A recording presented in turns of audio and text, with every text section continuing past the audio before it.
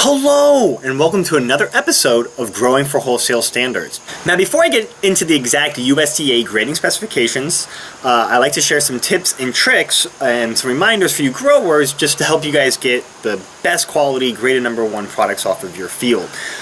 So don't forget to check your soil, and if you're looking to learn more about that, check out the video here. It's also in the description below. Don't forget to scout weekly.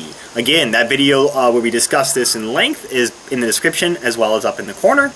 And don't forget that your buyer has a very particular date in mind when it comes to purchasing your product. So work backwards, knowing how many days it takes for your produce to fully mature, and boom, you had your planting date. But, you know, that's what it's really important when you work with your marketers to make sure you know exactly what it is they're looking for. Of course, that's going to be a #1 squash as far as size goes, maturity goes.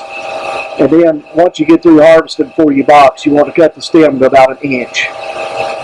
Part of that reason is you want the stem where you don't have an open wound in the squash itself where it's going to set up for disease.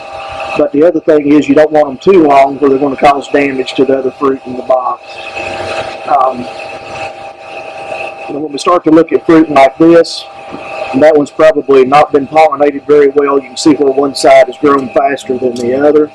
But also it's an immature. You can see where it's starting to turn, but that's just an immature fruit.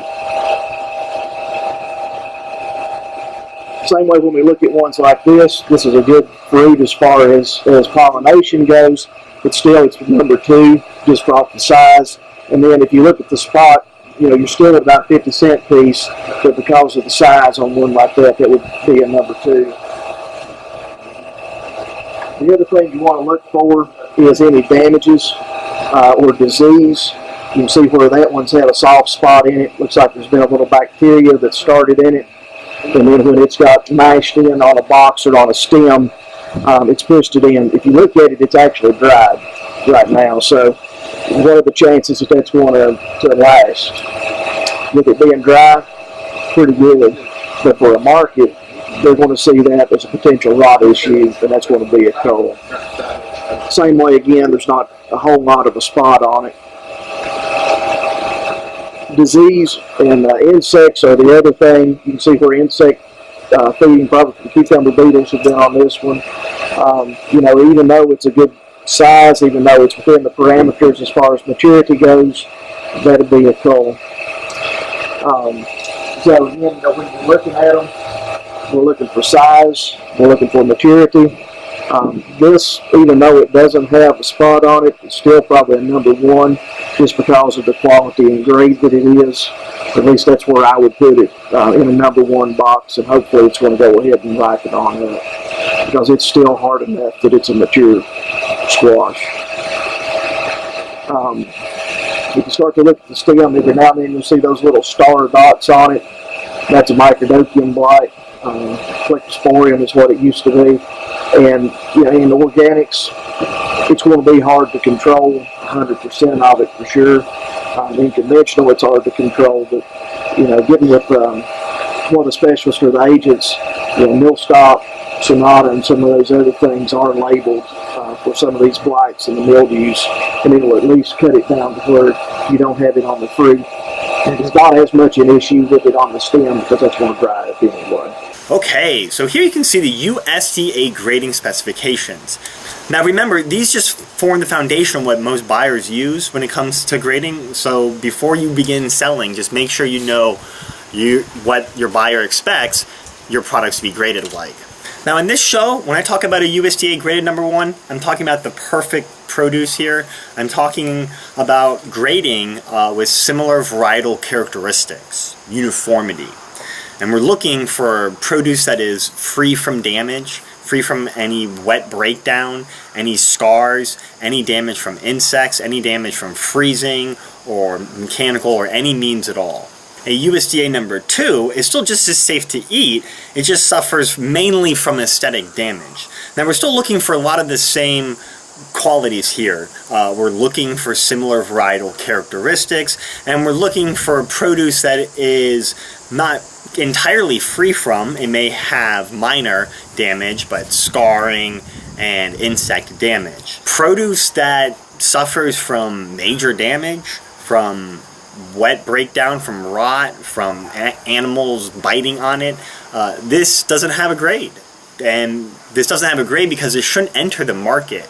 This is your hog feed. This is your compost. When it comes to grading, we're still sending our number 2s, and recently they've been finding their ways into wholesale markets. So still, we're grading for a lot of the same qualities here, just knowing that the more perfect USDA number 1 is going to your wholesale buyers, top quality, and your USDA grade number 2s are mainly going to your food banks, but like I said, are recently finding ways into wholesale markets.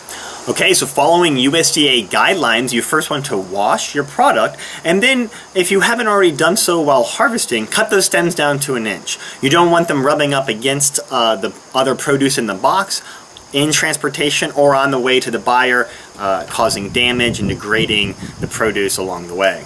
Then comes the sorting. Following USDA guidelines, you'll want to gently place your product into boxes, and you'll want to follow whatever your buyer guidelines are into how those should get boxed, whether you're boxing for a count or if you're boxing for a weight. Now, like any business, you want to build a healthy relationship with your customer. And when selling to wholesale markets, your buyer is your customer. And to learn and hear more about why that is so important to build a healthy relationship with your buyer, check out this video in the description below. But to sum up that conversation, when the buyer steps out onto the dock and they're opening up these boxes and they see uniformity, they see presentation, and they see a box that really is, perfect produce, graded as a number 1, what they would hope to expect, that goes a long way into building a healthy relationship, and one that is very financially rewarding. On the other end, when if growers, slip in number 2s into a box of number 1s, and the dock buyer, sees this for the 3rd or 4th time, that really hurts.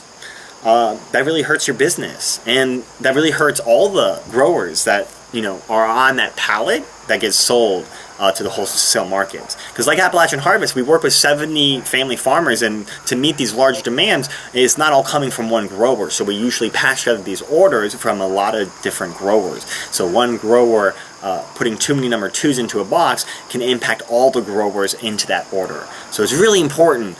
Building a healthy relationship with your buyer is also building a healthy relationship, if you're using an aggregator or distributor, with your fellow farmers and your community. Just keep that in mind when really grading and sorting into these boxes. Okay, so we boxed it up, and we're boxing according to whatever the buyer's needs are, whether that's a case count or a box weight, and then it's time to apply your labels. Now, the first label you'll want to apply is your PLU sticker. If you're not required to place it physically on the produce itself, just throw in enough to cover one for everything in the box, plus some extra just in case any get damaged along the way. And you want to place that on the outside of the box. That is your first sticker. The second label you want to apply after your PLU sticker is a trace of origin sticker. This lets the buyer know where the product was boxed, as well as it's certified organic or conventional. Lastly, you'll want to apply your traceback code sticker, and to learn more about that, check out the video in the description as well, and it's up here in the corner. Well, I hope that helps. Any questions, comments, throw it in the comment section. We'll get back to you as soon as we can, and stick with us. We still got some great episodes coming up, and I hope to see you guys next time on Growing for Wholesale Standards.